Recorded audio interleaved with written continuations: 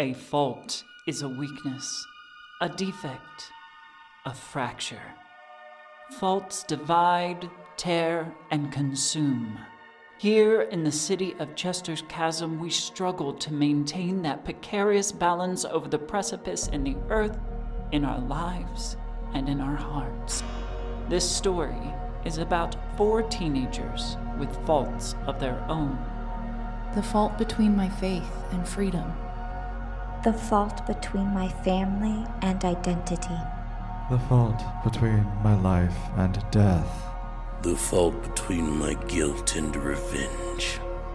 As these fractures grow, we stand at the edge and ask, what must we sacrifice to sate the void's endless hunger? Is it possible that the answer lies within all our faults? Greetings, and welcome to All Our Faults, a Monster Hearts 2 actual play podcast by the Tabletop Talespinners network. I am your hostess and MC, Mistress Winter. Well, here we are, folks. All of us staring down an uncertain future. And if you don't know to what I'm referring, consider yourself blessed by whatever you hold sacred.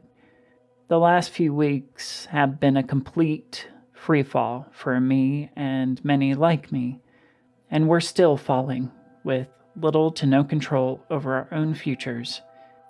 All I can do, and will do, until I am a burned out husk, is show up.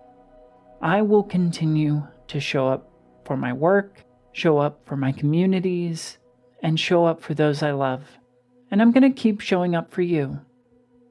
Well, anyway, let's escape for just a little bit. In our last episode, our teens accepted invites to Taylor's house party and proceeded to indulge in various forms of entertainment. Michael watched for opportunities to create chaos while trying to get William to loosen up. Solomon attempted to charm other students with exaggerated stories, while Saline ended up in the literal closet with fellow student Marina for some peer-pressured intimacy. Things seemed to be going smooth until Crispin was attacked by Deacon for attempting to kiss Deanna. Content warnings for this episode include mild violence, blood, and drug use. Shoutouts and thank yous after the show. Chapter 25. With friends like these. Everyone else, you will hear the thump as Crispin hits the floor behind the sofa. I have a string on Deacon. Yes, you do. I also have the ability Red Horse. You can pull a string on someone in the scene to compel them to lash out physically. Yes, you can. I would like to pull that string on Deacon, because he's thrown me, and now the only person in his path is his darling sister. Oh, shit! Can I ask a quick question? Is the pizza upstairs or downstairs? Did I have to go upstairs to find pizza? Am I seeing this?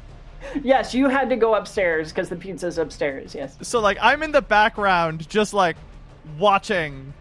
I went to go get pizza, and then this chaos just erupted as I'm, coming out the door from the stairs. Just holy shit. Yes. And this is the second time you've been in the room when I've done this. Just so you know. Yep. Following up, throwing you over the sofa, your influence carries that momentum of rage, and you hear this loud smack as Deacon full hand smacks his sister. And I will use that as impetus to get up, dust myself off. Does she jump up to confront him about it, or does she just sit there cradling her face? The moment that you got thrown over the sofa, she was still cool as a cucumber, not expecting for a moment that Deacon would haul off on her. So she is stunned. Great. Also, that's 4 experience, so I get to pick a thing later.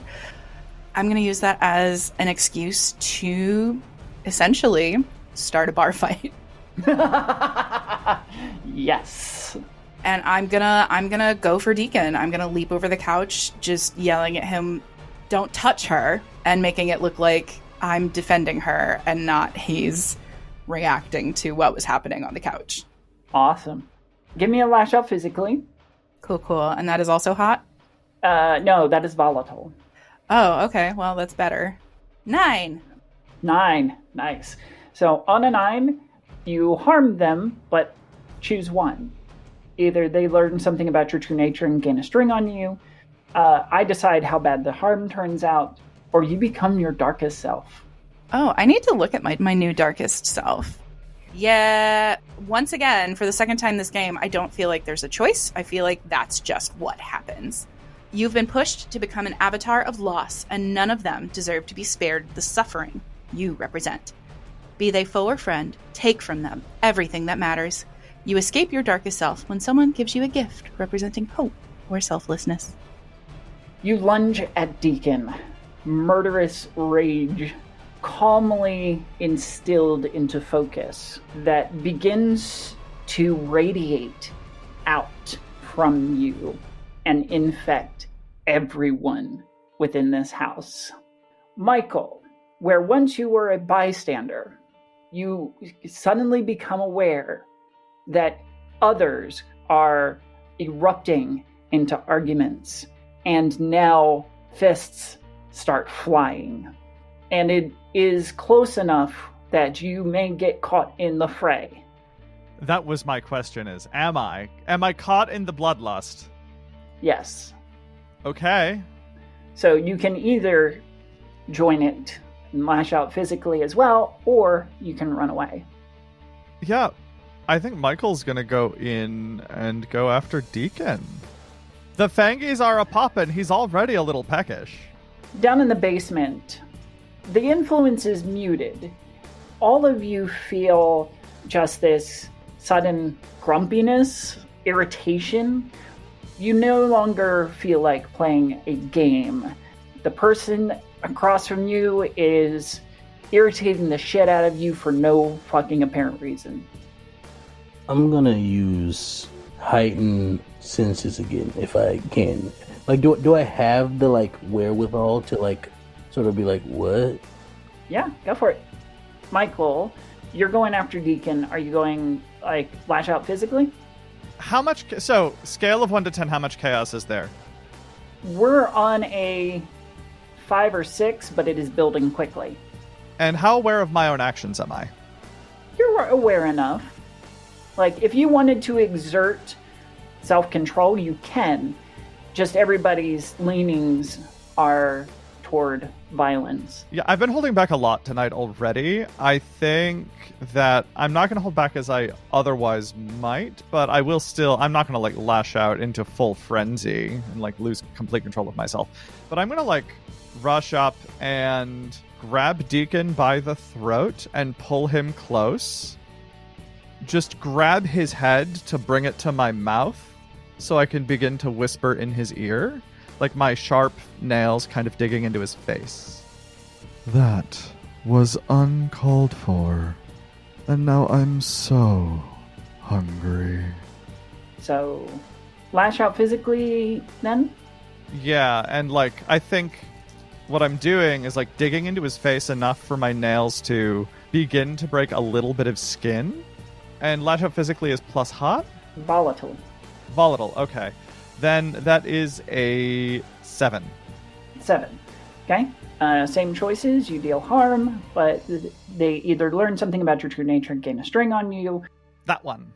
The first one? Yeah. He's going to learn a little something about me, because my fangs are popping a little bit, the nails are sharp, and I did say I was so hungry. I think it's probably scary, because I feel an inhuman. He was about to return fire on Crispin until you grabbed him, and just the pain of your nails in his face, the sinister whisper, the motes of red in your eye terrify him. He is going to gain a string on you. Okay. And Crispin, I'm sure, sees this.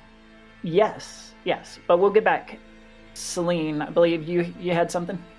Have I seen my sister at this party? Yes. She has kept with Sarah and her posse, and they disappeared. Well, you went down into the basement. They did not follow. So they could honestly be anywhere. Okay.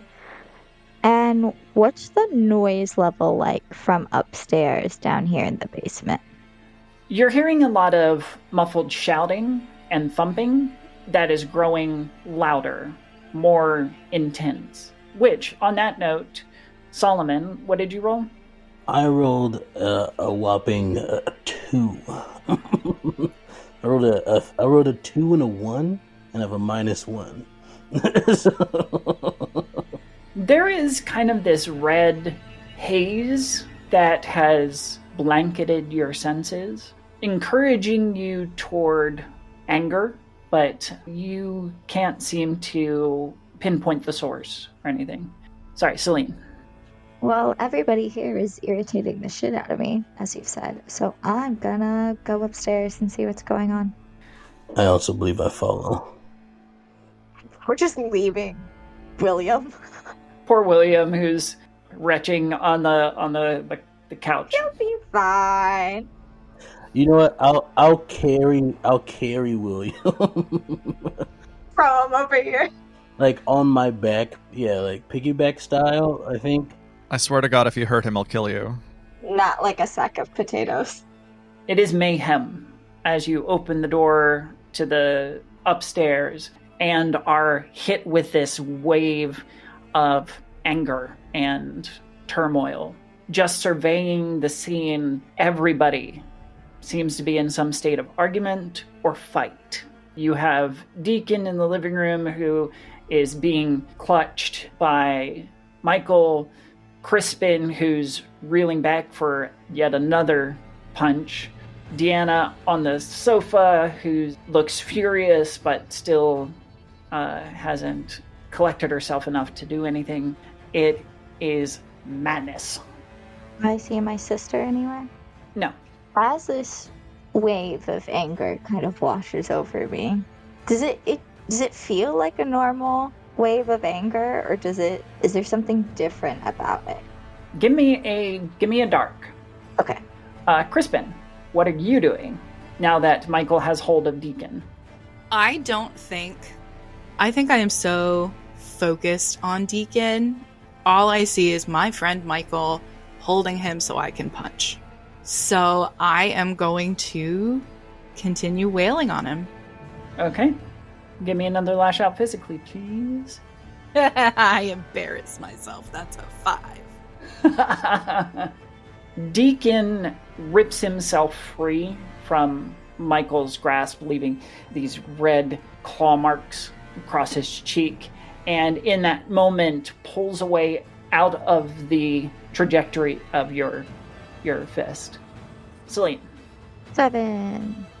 Are you using the dark is coming? Sure.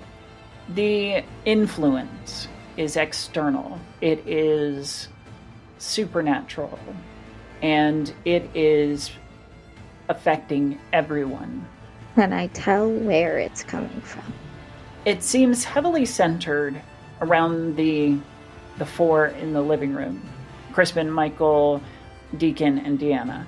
Who it's coming from specifically, you're struggling to tell, yeah. Okay.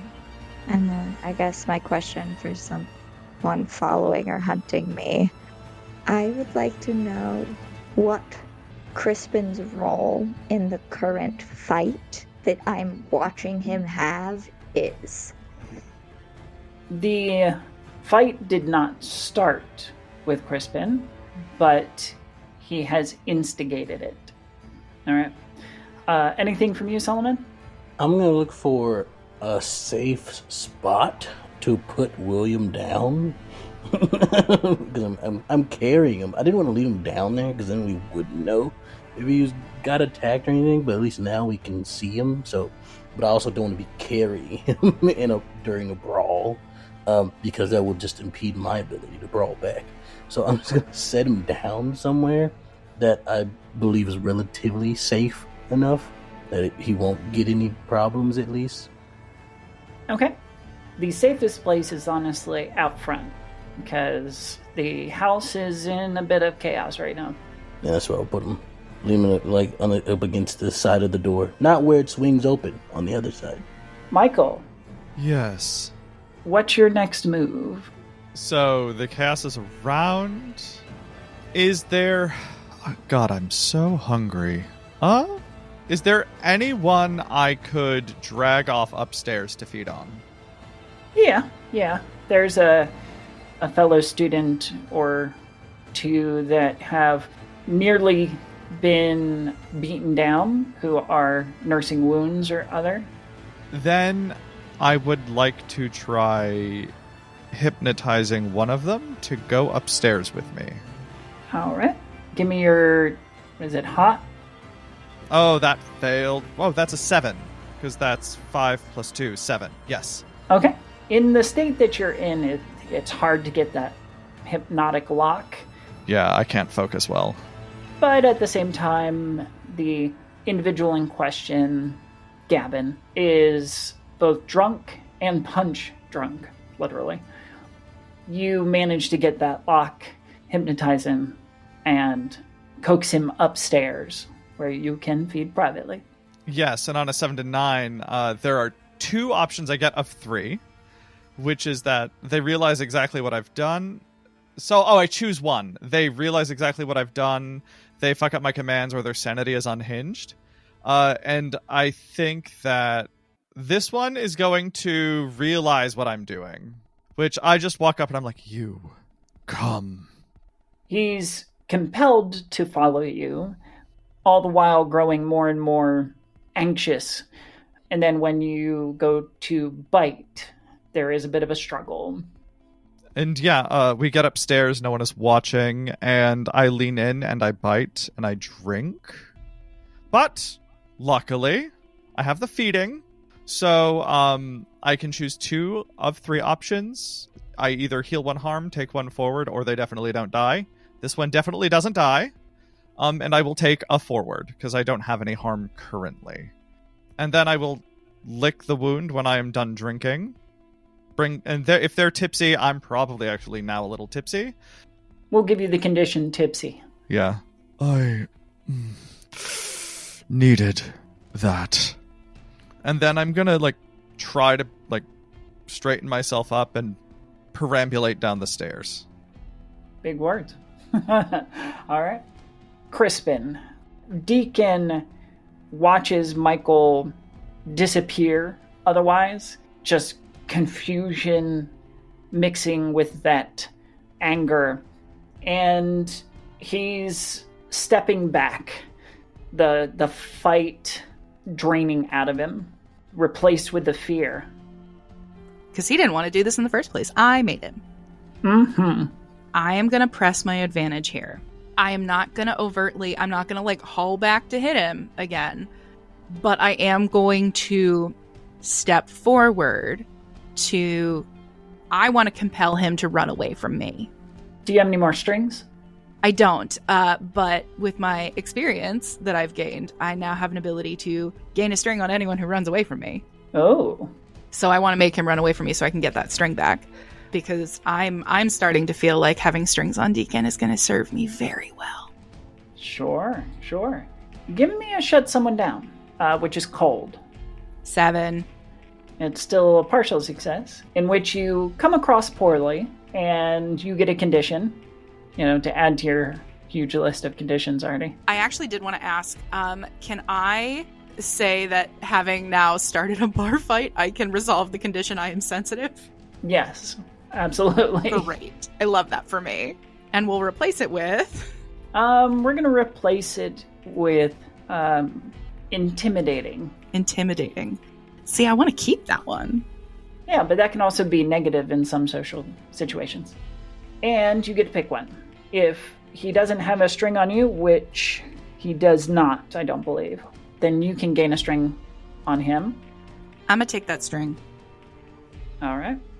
You step forward, your body language promising more violence, to which Deacon responds by booking it out the back. Does this count as him running away? Yes, it does. So that's 2 strings on Deacon. I'm crushing it. Wonderful. I'll watch Deacon go, and then I'll turn to Deanna, all conciliatory. I won't touch her, but I will kind of kneel down in front of her and just go, I'm so sorry. Are you okay? Has he ever done that before? Shit. No, and he won't ever again. Can I get you some ice or something? I'm fine. I'm just gonna go home. Can I walk you at least part of the way? Yeah, yes. Fine. I will help her up and offer her my arm and escort her home as a perfect gentleman. So, I would like to interrupt, actually. Oh. Ooh. Spicy. Because I know that you instigated this whole thing. So, as Crispin is helping Deanna up, is that anger still there? The, rolling anger that's been happening. Is it still there? It is, but it's dying off now. That's fine. I'm angry at Crispin anyway. So I'd like to kind of walk up to him, almost step to him, and just go, what the fuck was that? Crispin will regard Saline and look to Deanna, who is still probably visibly flustered, and just say, sometimes we all have our secrets. And without addressing her further, he will go to step around her and take Deanna home. I'm gonna yell out, you're a coward, as he walks away. Give me a shut someone down. 12. God damn. Whoa. I rolled a 6 and a 5 and I have a +1. All right. So on a 10 and up, you get to choose one. If they have a string on you, you can have them lose it. If they don't have a string, you can gain one on them, give them a condition, or gain a forward. I do currently have a string on you. I know. Do I want you to lose that string, or do I want to give you another condition? I don't know. You've seen what I can do with those strings now. I know. I'm gonna take your string away from me. Ooh. You're not gonna have any power over me, but I still have a string on you. So how does that land, that you're a coward, land with Crispin? Crispin has been called many things, frequently by the girl currently on his arm.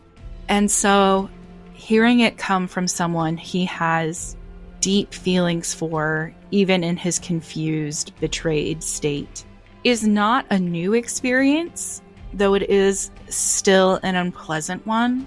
And so I will stop, turn, look over my shoulder, and just stare you down for a minute to let you know that I heard you, and then I will turn back and continue on as if nothing had happened. All right. Solomon, you had taken poor William out to the front, who, for better or worse, is coming out of drunkenness slowly. I set him down, I look at him, I make sure he's semi-conscious at least, and I go, hey, I'm going back inside, okay? You just stay right here. I don't think it would be safe for me to be on my feet right now. So yes, I'll be right here. Also, you should eat something as soon as possible. I don't know if you knew that. Wasn't Michael gonna get me some pizza or something? I'm sure the pizza's probably on the floor or on somebody's face right now. That would not be very sanitary. So maybe I'll convince Michael to stop somewhere late night diner, perhaps. Sounds like a good idea. I'll be right back. If I can keep anything down. I was going to ask, what do I walk back into here? There are still some struggles going on in different parts of the house, but the fighting has died down just as quickly as it erupted. Perhaps the the registering of pain caused these fights to peter out, and the participants didn't want to continue. But you do see Saline staring after Crispin, who's walking out with Deanna on his arm. Michael has disappeared. I'm not sure if this group can go anywhere without problems happening. And I'll move over. I paid no attention at all to Crispin, and I'll move toward where Saline is. And I was go, "Are you all right?" Fine. She's so clearly not fine, but she's gonna tell you that she's fine. She is gonna take like a shaky breath and look around, and then I need to find my sister. Make sure she's okay. Your sister was here? Also, you have a sister?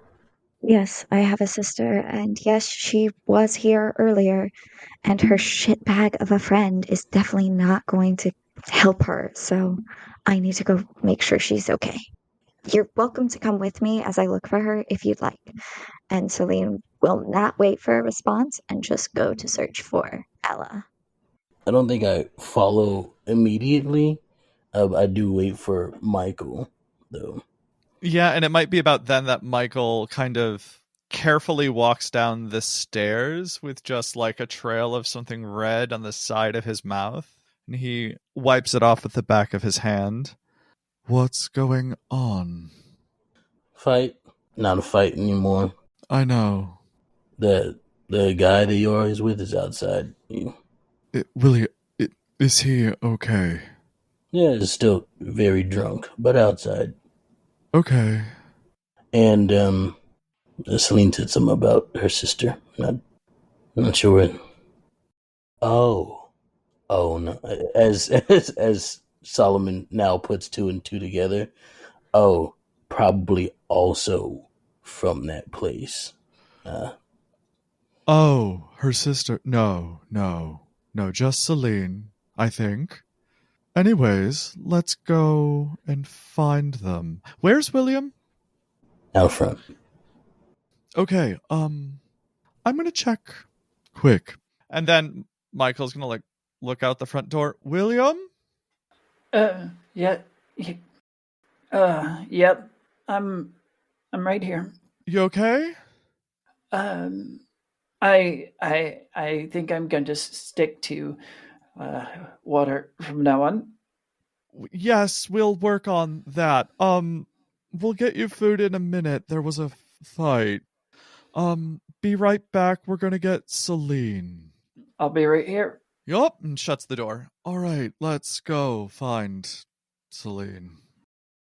Saline, you'll move about the house, avoiding the mess that it has become. With all the fights that broke out, there's broken vases, there's a toppled lamp. It got crazy very quickly. You follow the sound of hysterical laughter and just noise coming from the garage. And when you open the door, you will find Sarah and her posse, including Ella. They've had their own little party in here that got probably a little out of hand. They are openly snorting cocaine. Where the fuck is this bitch getting cocaine? Cocaine's a hell of a drug. She's a drug dealer now? The influencer is a drug dealer? Of course she is.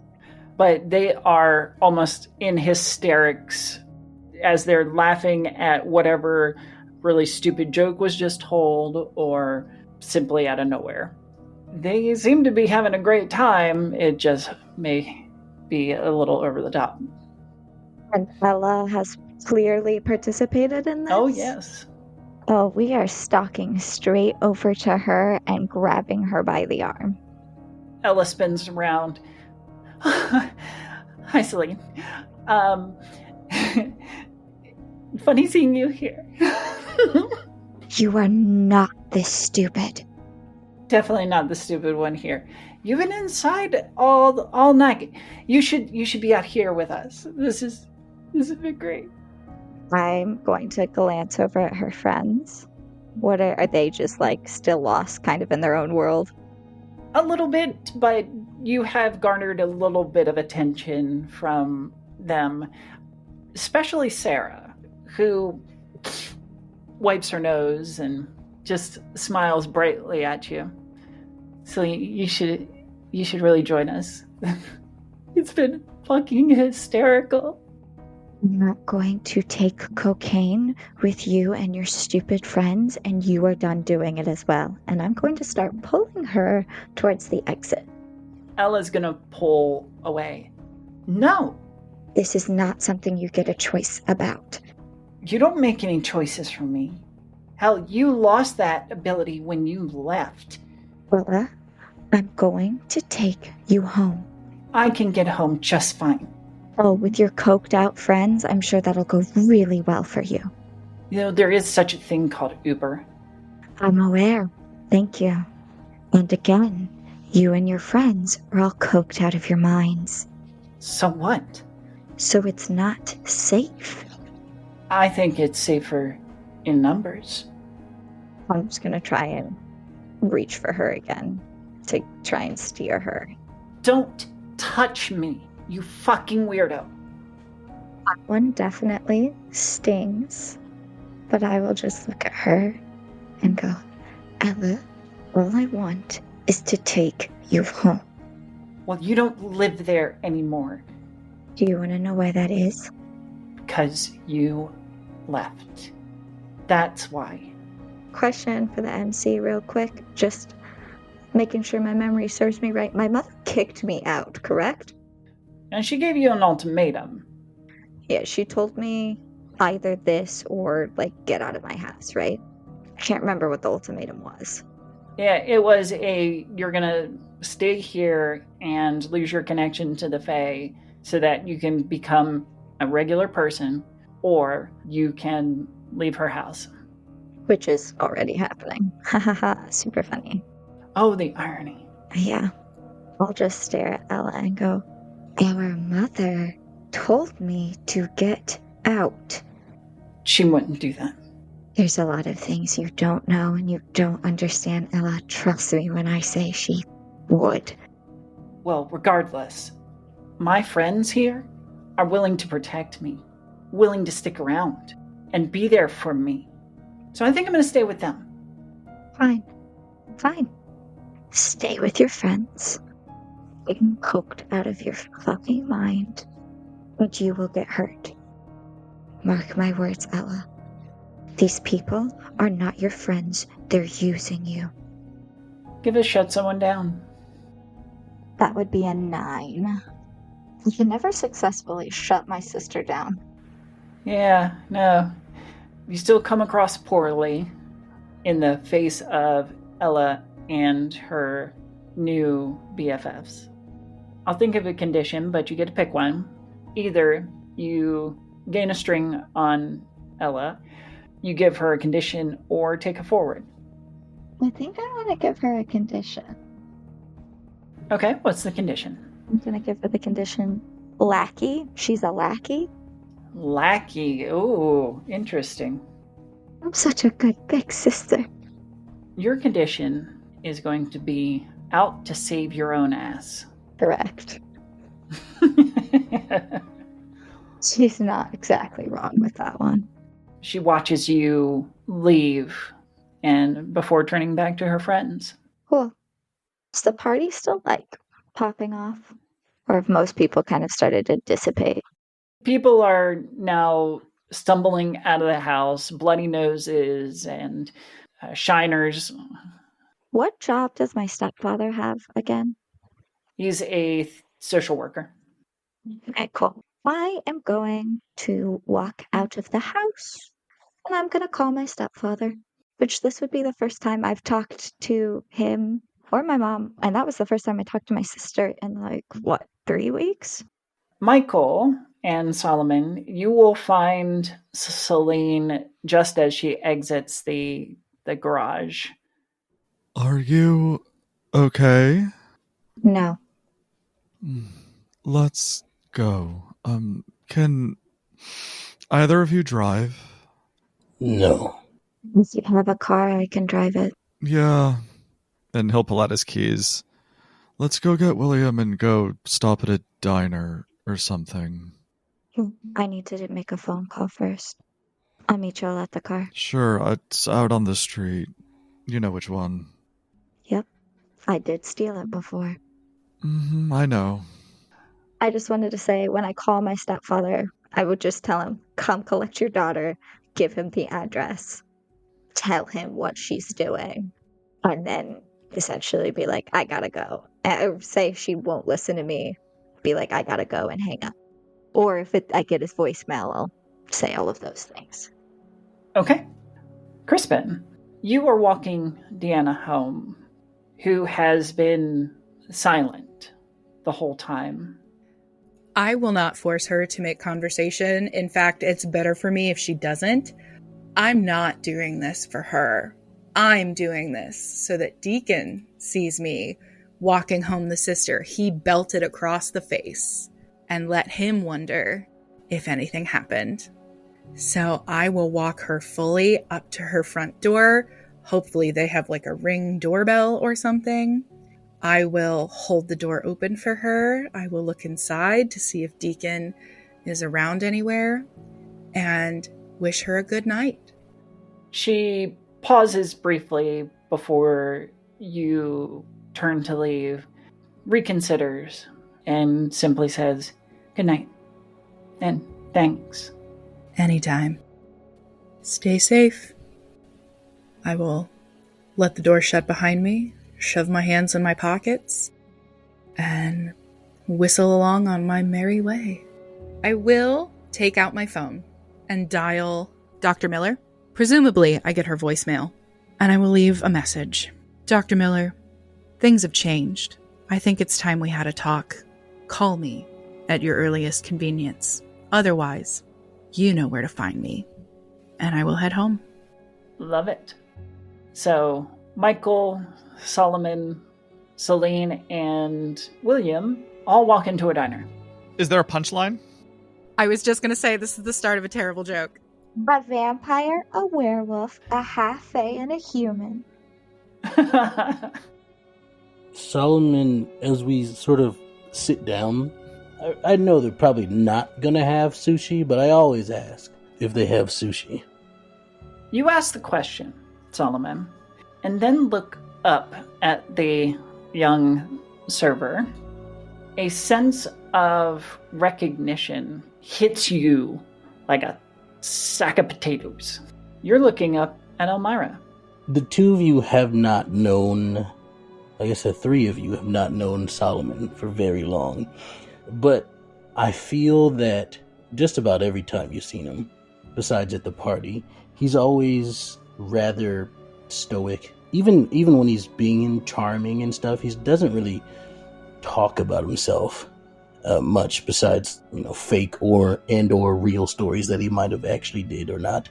But outside of that, it's always usually, he doesn't divulge information about who he is or what he's been through, and he never really shows much emotion. In this moment, when he looks at this person, he starts crying. Elmira is staring down at you, and she simply quips, I know you hate fish. Thank you to the Tabletop Talespinners Network and director Emma Kocar for all your support. My love to my wonderful cast, Abby Marie Carter as Saline, Extell as Solomon, Juicy Garland as Michael, and Kat Kelly as Crispin. I have been your MC and producer, Mistress Winter. If you would like to connect with us, our social media handles are in the show notes. The world is a frightening place right now for many of us, so I ask that your hearts be vigilant for others who may need your support. Even just a safe space can make a world of difference. My heart goes with yours until we meet again.